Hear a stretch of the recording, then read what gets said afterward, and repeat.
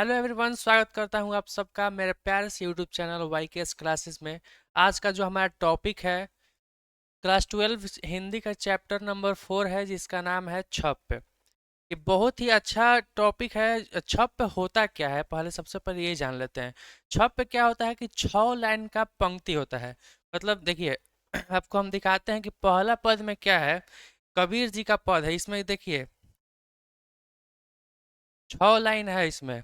1 2 3 4 5। Exam में ये question आता है कि छप होता क्या है। तो ऑप्शन में रहेगा ऑप्शन नंबर बी में छंद, आपको वही टिक करना है। उस छंद पूछेगा छंद होता क्या है, तो छंद क्या होता है कि 6 लाइन का पंक्ति होता है। देखिए 6 लाइन का पंक्ति है, इसी को हम लोग छंद बोलेंगे। और छप क्या है, तो छंद है। इसी के बारे में हम लोग आज पढ़ने वाले हैं। छप के लेखक बता दीजिए आप लोग कमेंट में कि क्या नाम है इनका। इनका नाम है नाभादास। और नाभादास का जन्म और मृत्यु कमेंट में जरूर लिख दीजिएगा। चलिए स्टार्ट करते हैं। देखिए नाभादास ने सबसे पहले कबीर जी के बारे में क्या कहा है, उनके बारे में क्या लिखा है, कौन कौन से ऐसे ऐसे वर्ड का यूज किए हैं जिससे ये जो कविता है बहुत ज़्यादा प्रभावशाली लगता है। चलिए इसको पढ़ने का ट्राई करते हैं हम लोग। पहला लाइन में क्या है देखिए।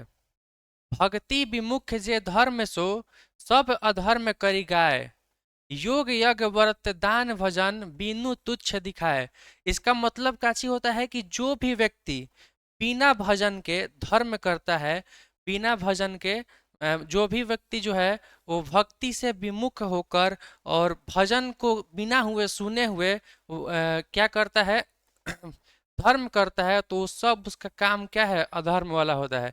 मतलब बिना भजन का भक्ति जो करता है वो अधर्म होता है। मतलब जो भी वो योग करे, यज्ञ करे, व्रत करे, दान करे, उस सब उसके सामने तुच्छ है, बेकार है। उसके बाद देखिए, हिंदू तुरक प्रमाण रामायणी शब्दी साखी, पक्षपात नहीं वचन सबके हित के हित की भाषी। इस पंक्ति का क्या अर्थ है कि जो कबीर दास जी हैं वो हिंदू में और मुसलमान में कोई भी मतलब ऐसा भेदभाव नहीं करते हैं कि कुछ ऐसा हो कि हिंदू मुसलमान में लड़ाई हो। मतलब वो कुछ भी भेदभाव करते ही नहीं है कि हिंदू कौन है मुसलमान कौन है। उनके लिए हर मनुष्य एक मनुष्य के समान है। देखिए पक्षपात नहीं वचन, मतलब जो भी है सबके हित के लिए वो बोलते हैं। सबके लिए हित के लिए वो बोलते हैं, चाहे वो हिंदू हो चाहे मुसलमान हो। कोई ऐसा उनका विशेष नहीं है कि कोई धर्म के लिए उनका कोई अलग विचार है और किसी के लिए अलग। आरूढ़ दशा है जगत पे, मुख्य देखी नहीं ध्वनि, कबीर कानी राखी नहीं वरना शरम सट दर्शनी। देखिए ये बहुत ही अच्छा लाइन है। कहते हैं कि जो आज का जगत है वो क्या करता है, आज का मनुष्य कि सामने वाले को मुख को देखकर उसका स्वभाव का अंदाजा लगाता है। उसके अंदर के जो मन है उसको जानता ही नहीं है, सिर्फ उसका रूप देख लेता है कि वो कैसा दिखता है, बस उसी के आधार पर उसका चयन कर लेता है कि आखिर वो व्यक्ति कैसा है। ऐसा बिल्कुल भी नहीं होना चाहिए। जो भी हम अगर किसी व्यक्ति से जब तक हम बात ना कर सके, उसके अंदर के हम गुण और दोष का पता नहीं लगा पाते हैं। वही यहाँ पर कहते हैं कि जो ये जगत पे आरूढ़ मतलब कुछ अस्त व्यस्त सा फैला हुआ है, वो बिल्कुल जो है बेकार चीज है। मतलब किसी भी व्यक्ति को हम मुख देखकर उसके स्वभाव का अंदाजा नहीं लगा सकते हैं। कबीर कानी राखी नहीं, कानी का अर्थ पूछता है एग्जाम में। कानी का अर्थ आप लोग याद रखिएगा विश्वास होता है।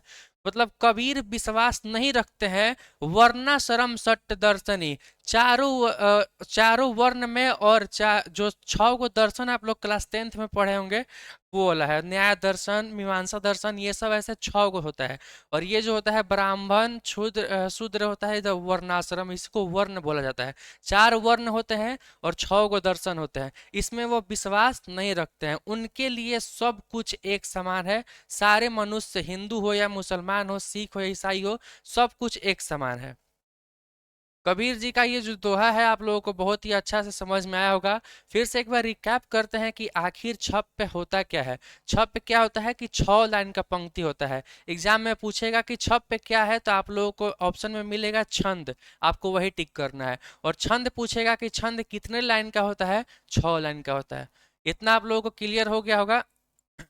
कमेंट में ये भी बताइएगा कि जो वीडियो बन रहा है उसमें कहाँ कहाँ दिक्कत आ रही है, बोलने में, समझाने में, या कहीं भी दिक्कत हो तो कमेंट में जरूर लिख दीजिएगा, उस पर सुधार किया जाएगा। नेक्स्ट जो है छप्पे में दो है, एक कबीर दास जी के बारे में, एक सूरदास जी के बारे में। सूरदास से आप लोग भली भांति परिचित होंगे। जो नेक्स्ट पिछला जो चैप्टर है सूरदास जी का, ये क्या है, कृष्ण भक्ति धारा के कवि थे। ये भी एग्जाम में पूछता है कि सूरदास जी जो है वो किस धारा के कवि हैं, तो कृष्ण भक्ति धारा के वो कवि थे। देखिए इनका कहना क्या है, उक्ति चौज अनुप्रास वर्ण अस्थिति अति भारी। कहते हैं कि जो इनकी युक्ति है, सोच है, अनुप्रास अलंकार है, मतलब जो शब्द है उनको सजाने की जो कला है बहुत ही ज्यादा अति भारी, मतलब बहुत ही ज्यादा क्या है, विकसित है। मतलब ये ऐसे ऐसे वर्डों का चयन करके इसमें डाले हुए हैं कि हम लोगों को मन को मोह लेता है। वचन प्रीति निर्वही अर्थ अद्भुत तुकधारी, प्रतिबिंबित दिव्य दृष्टि हृदय हरि लीला भासी। कहते हैं जो हरि किसका, जो कृष्णा जी का रूप होता है, और जो सूरदास जी है वो कृष्ण भक्ति धारा के ही कवि हैं। कहते हैं कि सूरदास जी के आंख नहीं थे, मतलब वो अंधे होते हुए भी किसी भी व्यक्ति को अपनी मन की भावों से उनके बारे में, उसका पूरा रूप के बारे में वो लिख देते थे। जो उनका वचन होता है इतना ज्यादा लविंग वर्ड होता है, मतलब कुशल वर्ड होता है कि कोई भी अगर वो पढ़ ले तो इतना ज्यादा तुकधारी उनको लगता है कि मन को मोह लेता है। कोई भी अगर उनका दोहा का सुने तो बिना अपना सिर चालन किए हुए नहीं रुक सकता है। मतलब कोई भी देखे होंगे कि जो म्यूजिक लवर होते हैं वो गाना सुनते सुनते सिर को हिलाने लगता है, उसी प्रकार से इनका जो वर्ड है अगर कोई पढ़ेगा इसको तो वो पढ़ते पढ़ते इतना ज़्यादा वो म्यूजिकल होता है कि आप खुद ब खुद सिर हिलाने लगेंगे।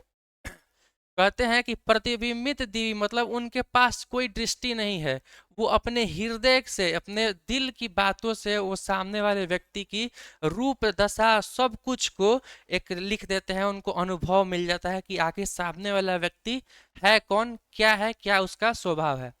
उसके बाद देखिए, जन्म कर्म गुण रूप सबही के रसना प्रकाशी। ये बता दिए कि जन्म कर्म गुण रूप सब कुछ लिख देते हैं, उसके पूरे जो रचना का मतलब क्या होता है, जो उसका पूरा स्थिति है उसके बारे में वो लिख देते हैं। विमल बुद्धि हो तासु की जो यह गुण श्रवणनी घरे, सूर्य कवि ते सुनी कौन कवि जो ना ही सिर चालन करे। कहते हैं कि इतना, मतलब जो विमल बुद्धि है, इतना ज्यादा तुकधारी वर्ड में वो लिखते हैं कि जो इसको सुनेगा वो बिना अपनी सिर चालन करे हुए नहीं रुक सकता है। इस सबको हम बता दिए सूरदास जी के, मतलब थोड़ा सा एक बार इसको शॉर्ट में रिवीजन करते हैं कि आखिर एक कहना क्या चाहते हैं। इसमें बस इतना ही कहा गया है कि जो सूरदास जी हैं इनके पास आंख न होते हुए भी ये अपनी मन की बातों को, मन की अंदर की इच्छा से सामने वाले व्यक्ति के अनुभव, मतलब जो उसका स्वभाव है उसके बारे में पता लगा लेते हैं। बस इतना ही है इस 6 लाइन में। आपसे एग्जाम में ये 6 लाइन लिखने के लिए नहीं बोलेगा, आपको पूछेगा कि छप पे क्या है, तो छंद है। छंद क्या होता है, 6 लाइन की पंक्ति होती है। और इसमें कहेगा कि प्रथम जो छप पे में प्रथम किसकी बारे में बात की गई है, तो आपको याद रखना है कबीर जी के बारे में, दूसर का सूरदास जी के बारे में। दो कवियों की चर्चा हुई है किसमें, छप कविता में, चैप्टर नंबर 4 है आपका। ये सब पूछता है आपके एग्जाम में। अभी इस क्लास के बाद आप लोग जाइएगा और जो टारगेट का किताब होता है, टारगेट पब्लिकेशन का, आप लोग उसको उठाइएगा। जो टारगेट का पब्लिकेशन का किताब होता है ऑब्जेक्टिव का, उसको उठाइएगा। उसको चैप्टर नंबर 4 छप्पे में जाइएगा और इत्मीनान से बैठ के सारे ऑब्जेक्टिव्स को लगाइएगा। हम जितना बताए हैं उतना में से ऑब्जेक्टिव तो छूटने वाला है नहीं। और एक्स्ट्रा क्या पूछता है कि छप्पे के लेखक नाभा दास के बारे में पूछेगा, जन्म मृत्यु, इनके माता पिता का नाम, ये सब आपके ऊपर है। आप लोग, मैंने सबसे पहले इस वीडियो में करा दिया है पहले वाला में, जाकर उसको देख लीजिएगा। मिलते हैं नेक्स्ट वीडियो में चैप्टर 5 के साथ, और इसी तरीके से बेहतरीन ट्रिक्स और टिप्स के साथ मिलेंगे नेक्स्ट वीडियो में।